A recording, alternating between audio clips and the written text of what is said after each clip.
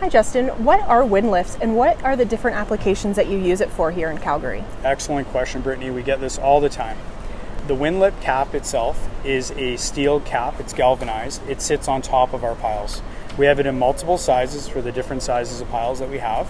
It has 2 bolts on either side that allow us to tighten it onto the pile to allow for any kind of uplift on the pile.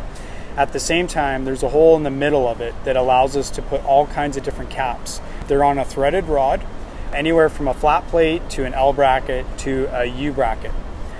That cap actually allows us to adjust that cap up and down with inside the wind lift. It's great for leveling decks. And what's great about it too, not only at the beginning of a project can you level something, but in a year, if something were to shift on your deck, you have the ability to adjust it after.